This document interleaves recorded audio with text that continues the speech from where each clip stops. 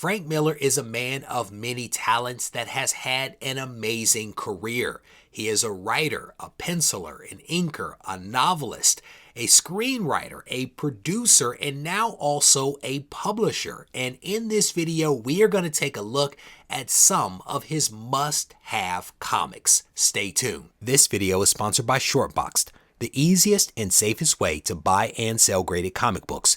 Visit them today using the link in the description. Reggie here, and I want to welcome you to another one of my videos. In this video, we are going to take a look at some must-have comics that are associated with Frank Miller. And I will tell you, I honestly don't have all of the greatest Frank Miller comics for one reason or another, but I do have a pretty nice selection that we are going to look at. I will encourage you to sound off in the comment section and let me know which of your favorite Frank Miller comics might actually be missing. I always look forward to reading those comments. With that said, we have to start things off with one of the comics that I think Frank Miller is well known for. He did a lot of work with Batman, and specifically it is the Dark Knight Returns that I think he is well known for. I will tell you that I don't have all of the issues. I had them in the collection and I sent them to be graded and sold many of them, but I happen to still have one copy at least that I was able to find. This is issue number 4, and I think a really awesome cover there. Again, Frank Miller is a super talented guy, and I wanted to at least represent the Dark Knight in some way, shape, or form because I know what's going to happen in the comment section if I don't. This next book is one I honestly did not know that Frank Miller did. I don't even know if people know that he actually did some work on Spider-Woman back in the day, but I wanted to pull this one out, issue number 32, because I think that it's a really cool cover. This is a crossover of Werewolf by Night with Spider-Woman in issue number 32, and what's really cool is on here there are some photo images of Universal monsters, and so we have I think there's Dracula on here, the werewolf, Frankenstein. I just thought it was a really cool cover, and it's not often that you get a chance to show off Spider-Woman, so I wanted to take the opportunity to do that at least for a moment. Speaking of characters that don't necessarily get the attention that they deserve, this next one is honestly one of my, not one of my favorites, but it is a character that I do enjoy, and I'm specifically talking about Machine Man. And yes, Frank Miller did some work on Machine Man, specifically issue number 19. And this is the first appearance of Jack-O-Lantern, who goes on to become the 4th Hobgoblin. And I thought this was a really cool cover with some depictions of some overweight superheroes, including Sue Storm. There's a thick Thor, a thick Superman, and also Batman.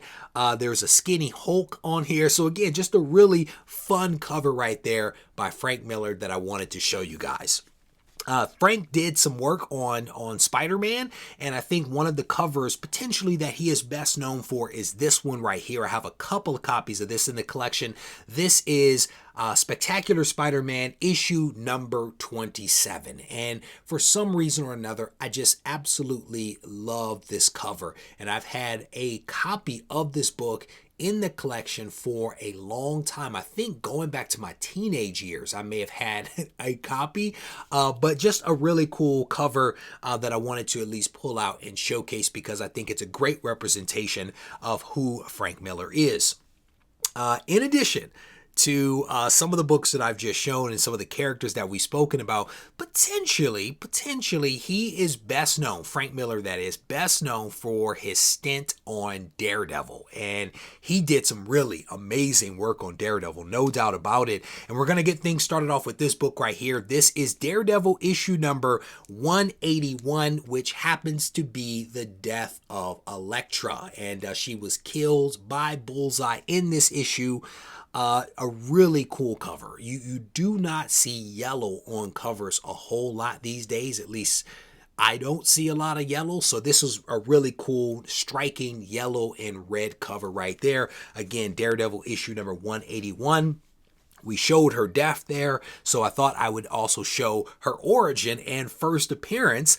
This is Daredevil issue number 168. And again, origin and first appearance. I do believe that this is also the first Daredevil story that was written by Frank Miller. I think that that is correct. And if you pay attention, you'll also notice that they spelled Elektra's name incorrectly on the cover right here. But a really cool copy of this book. I want to say I have 2 copies of this in the collection, but a awesome character, Elektra, no doubt about that one. This next book is I guess a controversial book. That's how Key Collector kind of identified it when I looked this one up. I have a lot of these books, Black Panther related books in the collection that were in the 100K collection. But this one is Marvel Premiere. Marvel Premiere featuring Black Panther issue number 53. And this one is controversial because it's a little bit of a lynching. There is a rope around Black Panther's neck there, and the Soul Strangler is doing some stuff there. So this one is considered a controversial cover. Shout out to Frank Miller. I think it's a well done cover, no doubt about that one. So there we go. The next one is maybe a shocking book. I don't know if people know that Frank Miller actually did this cover. I didn't know until not that long ago, to be completely honest.